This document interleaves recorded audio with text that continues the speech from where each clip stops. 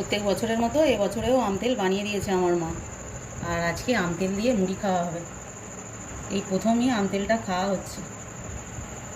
এই আম তেল দিয়ে মুড়ি খেতে ওহ সত্যি বর্ষাকালে না বেশি ভালো লাগে খেতে।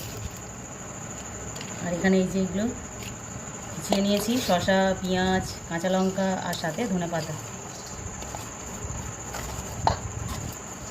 আর এই যে এখানে নারকেল কেটেছে আমার ছেলে। চপ আনতে বলেছিলাম, চপ পায়নি, তো বেগুনি নিয়ে এসেছে আর নিয়ে এসেছে হচ্ছে ভেজিটেবিলটা বললো শুধু শুধু খাওয়া হবে আর তুমি বেগুনিটা মেখে দাও মুড়ির সঙ্গে। তবে তাই ঠিক আছে, চপ দিয়ে হলে বেশি ভালো লাগবে।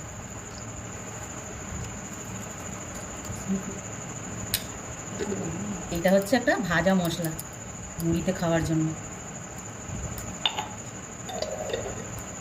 একদম ট্রেনের ঝালমুড়ি বা রাস্তার ঝালমুড়ি ফেল হয়ে যাবে আজকে।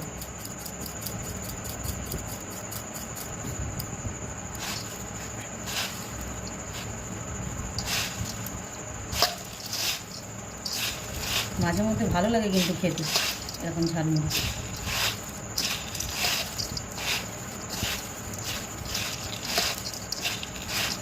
এখন টিভি দেখা হবে আর ঝালমুড়ি খাওয়া হবে।